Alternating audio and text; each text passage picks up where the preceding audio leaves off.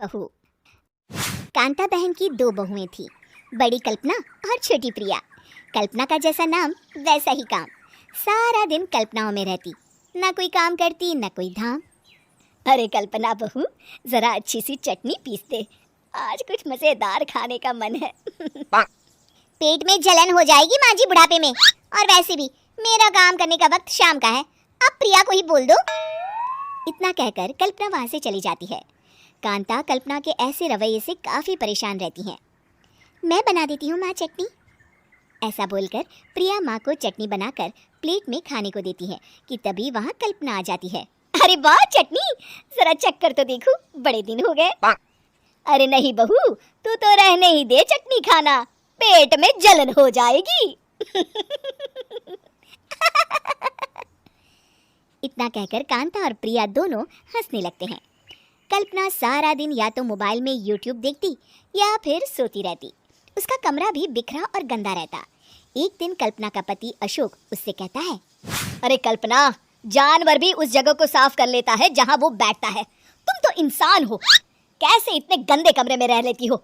देखो सारा सामान यहाँ वहाँ बिखरा पड़ा है।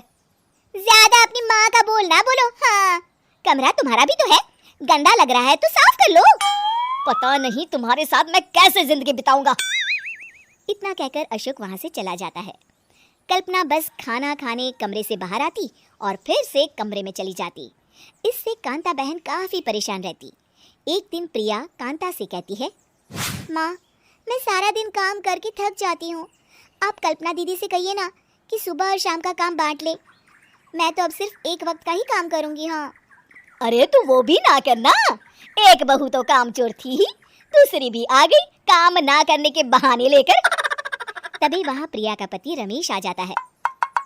माँ, मैं देख रहा हूँ भाभी कोई काम नहीं करती, प्रिया सारा दिन घर और रसोई का काम करती है, अब कुछ करो ना माँ। कांता मन में कुछ सोचती है और कल्पना के पास जाती है। कल्पना फोन पर मेकअप करना देख रही होती है। कल्पना, तुम सारा दिन बस मोबाइल देखती हो, घर का कोई काम भी कर लिया करो। प्रिया सारा दिन काम करके थक जाती है, आज से मैंने फैसला किया है, एक वक्त का काम तुम करोगी, सुबह का खाना तुम बनाओगी और रात का प्रिया। आप लोगों ने काम को हव्वा बना रखा है। अरे पता नहीं थोड़ा सा ज्यादा काम करने में आप लोग घबरा क्यों जाते हैं। और हाँ, बहुत ज्यादा प्रिया की तारीफ मत करिए मेरे सामने, बड़ी बहू तो मैं ही रहूंगी। मैं कुछ नहीं जानती, कल सुबह मुझे वक्त से खाना चाहिए, रसोई में आ जाना, वरना कल से तुझे खाना नहीं मिलेगा। अगली सुबह कल्पना रसोई में नहीं आती है। वो देर से सोकर उठती है और बाहर आकर कहती है, अरे भूख लगी है, आज खाने में क्या है? इतनी देर हो गई, आज किसी ने मुझे उठाया भी नहीं, पता नहीं कहाँ है सब। कल्पना को घर में कोई नहीं दिखता। वो रसोई की तरफ जाती है जहाँ बड़ा सा ताला लगा होता है। अरे रसोई में ताला! ओ, मैं तो भूल ही गई थी, माँ ने आज से सुबह का खाना मुझे बनाने को कहा था। हे भगवान, इतने लोगों का खाना बनाना क्या आसान है? तभी घर के सारे सदस्य बाहर से वापस आते हैं। वाह माँ जी, मजा आ गया छोले भटूरे खाकर। मेरे मुंह में तो अभी भी स्वाद आ रहा है। अरे कल्पना, तेरे भरोसे रहते तो हम तो भूखे ही रह जाते। कल्पना को बहुत गुस्सा आ जाता है। अब बहुत हो गया, आज से मैं अपनी रसोई अलग कर रही हूँ, मैं अपना खाना खुद बना लिया करूंगी। कल्पना अपनी रसोई अलग कर लेती है, पर आए दिन उसका देर से उठना और काम न करने की आदत से वो भूखी ही रह जाती थी। उसी के सामने घर के लोग अच्छे अच्छे पकवान खाते और कामचोर कल्पना को जैसे तैसे ही खाना बनाकर खाना पड़ता।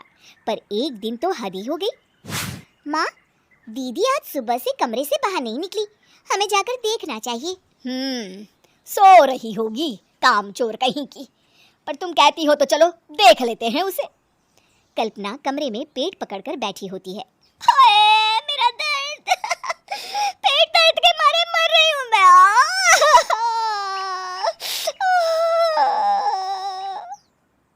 अरे दीदी क्या हुआ, पेट में दर्द क्यों हो रहा है, डॉक्टर को दिखाया आपने? माँ! कल्पना खड़ी होती है और माँ जी के पास आती है। मुझे माफ कर दीजिए, अब से मैं सारे काम में मदद करूंगी, कभी आलस और काम चोरी नहीं करूंगी। हाँ हाँ, वो तो ठीक है, लेकिन अचानक क्या हो गया जो तू काम करने को तैयार हो गई? कामचोर कल्पना। माँ, लगातार बासी और उल्टा पुल्टा खाना खाने के कारण मेरे पेट में इन्फेक्शन हो गया है। काम ना करना पड़े इसलिए मैं 2 दिन का खाना एक दिन ही बना लेती थी। बासी और खराब खाना खाने के कारण लेने के देने पड़ गए। पेट में दर्द हो रहा है।